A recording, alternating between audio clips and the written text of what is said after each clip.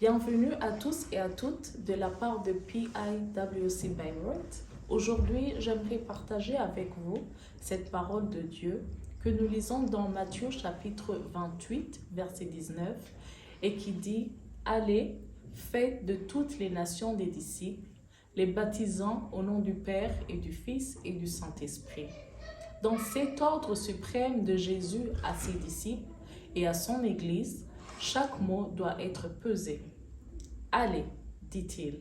Les disciples de Jésus doivent aller et ne point attendre que les nations viennent à eux, ce qui n'arriverait jamais. Et comme cet ordre est permanent, il est la charte de l'œuvre des missions. Tel est le dessein de la miséricorde de Dieu, qui est sans limite à l'égard de notre pauvre humanité déchue. Cet ordre est donc en même temps une promesse que Dieu nous a faite. Mais comment faire disciples les nations? Par ces trois moyens: l'instruction, le baptême et l'obligation morale de mettre en pratique tout l'enseignement du Sauveur. L'instruction est adressée à toutes les nations.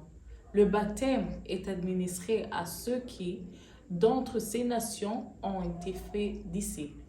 Enfin, c'est à ces disciples baptisés que les apôtres doivent enseigner à garder tout ce que le Maître a commandé. On ne peut pas cependant conclure de ces paroles que tout doit toujours se passer dans cette même ordre, car la tournure grecque de la phrase « faites disciples en les baptisant » est loin d'établir cette succession uniforme. Il y a même une variante qu'il faudrait traduire « faites disciples » après les avoir baptisés. Même sans admettre cette leçon, il est certain qu'ici, comme en toute chose, le Seigneur laisse une grande liberté à ses disciples.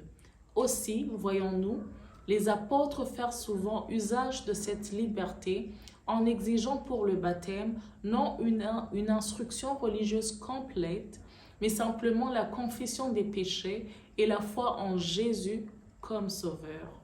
Baptiser au nom ne signifie pas seulement baptiser par l'autre sur l'autorité de l'être dont il s'agit, mais comme son nom exprime son essence même, toutes ses perfections, et que baptiser signifie plonger.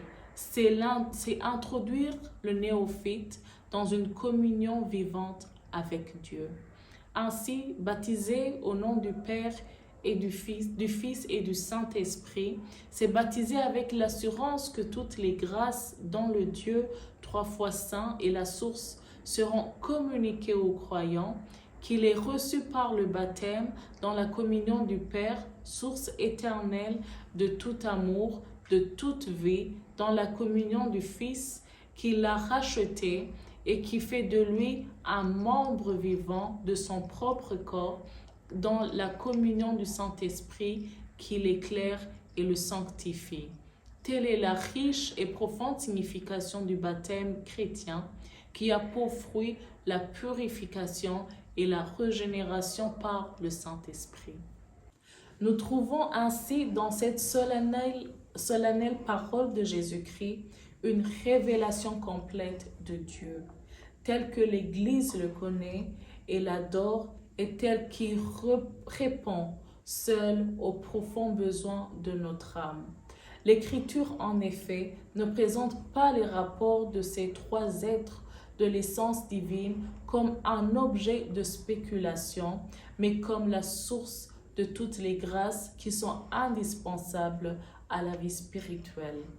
Ôter à la fois l'un de ces trois divines avec les dons qui nous garantit, et aussitôt le chrétien sentira une diminution dans sa foi, dans sa vie et dans son espérance.